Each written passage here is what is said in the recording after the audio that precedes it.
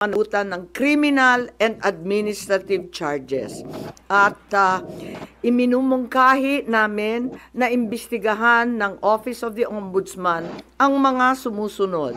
Una, si DOJ Secretary Remulla Boying maaring managot sa violation of RA 3019, Anti-Graft and Corrupt Practices for sanctioning an invalid administrative arrest against the former president in contravention of the ruling of the Supreme Court in the 2023 case of Immigration versus Juan Wenle. Maliwanag na napakadaming kondisyon, kwalifikasyon at requirement na isinaad ng ating Korte Suprema doon. Ikalawa, usurpation ng DOJ ng judicial functions. Kahit hindi sila korte, naghahatol sila na halos sila ang naging husgado. Ikatlo, grave misconduct and conduct prejudicial to the best interest of public service. Ikalawa, baka managot din si General Romel Francisco D. Marbil, ang Chief PNP, sa arbitrary detention, Article 124 ng Revised Penal Code.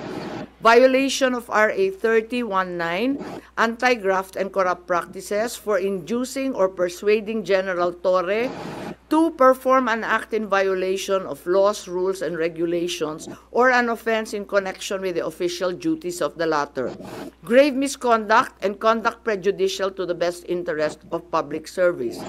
Andito rin sa mga nakalista at ayon din sa payo ni dating Supreme Court Justice na nagpayo sa atin na malahil si SILG Secretary John Vic Remulla ay maakusahan din ng arbitrary detention katulad nung iba. Violation of 319 for inducing General Torre and Marbil to perform an act in violation of the Constitution and our laws. Ikatlo, grave misconduct and conduct prejudicial to the best interest of public service.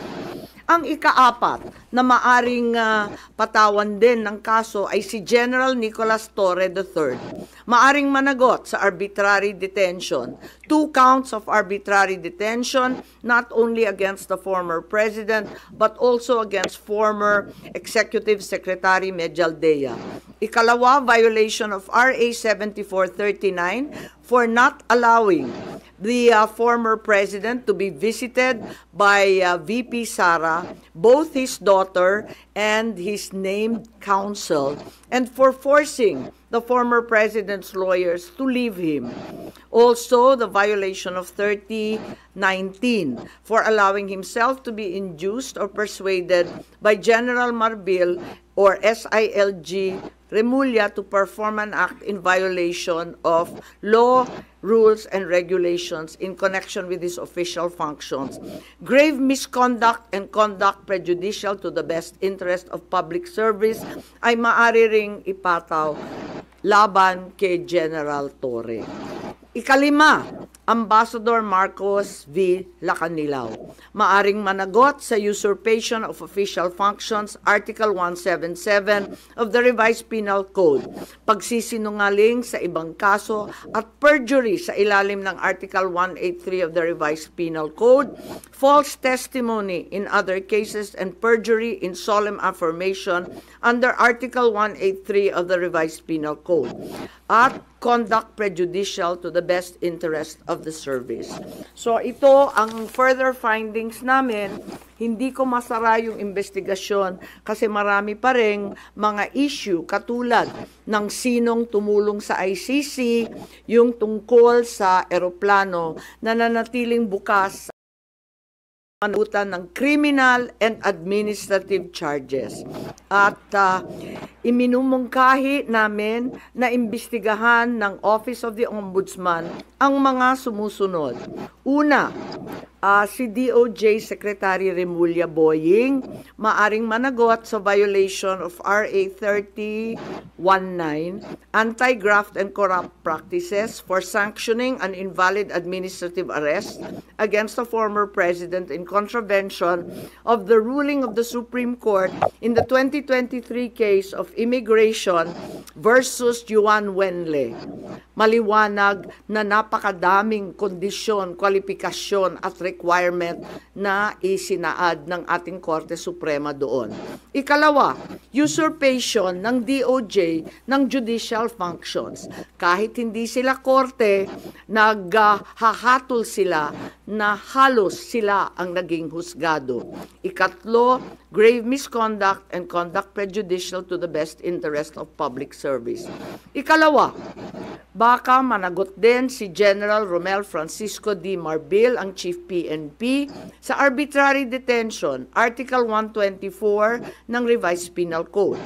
Violation of RA 3019, anti-graft and corrupt practices for inducing or persuading General Torre to perform an act in violation of laws, rules, and regulations, or an offense in connection with the official duties of the latter. Grave misconduct and conduct prejudicial to the best interest of public service. Andito rin sa mga nakalista at ayon din sa payo ni dating Supreme Court Justice na nagpayo sa atin na malahil si SILG Secretary John Vic Remulla ay maakusahan din ng arbitrary detention katulad nung iba. Violation of 319 for inducing General Torre and Marbil to perform an act in violation of the Constitution and our laws. Ikatlo, grave misconduct and conduct prejudicial to the best interest of public service. Ang ikaapat na maaring patawan din ng kaso ay si General Nicolas Torre III. Maaring managot sa arbitrary detention. 2 counts of arbitrary detention, not only against the former president, but also against former Executive Secretary Medialdea.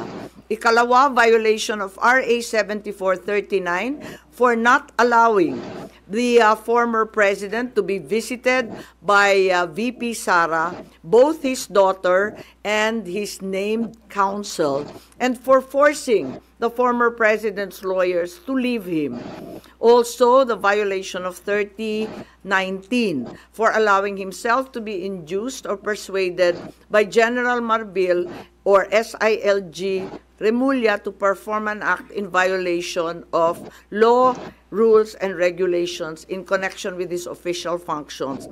Grave misconduct and conduct prejudicial to the best interest of public service ay maaari ring ipataw laban kay General Torre.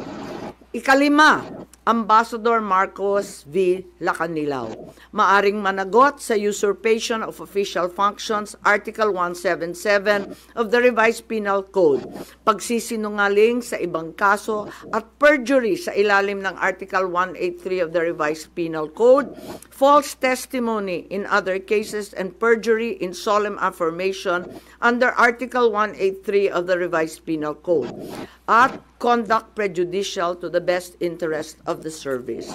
So ito ang further findings namin. Hindi ko masara yung investigasyon kasi marami pa ring mga issue katulad ng sinong tumulong sa ICC, yung tungkol sa eroplano na nanatiling bukas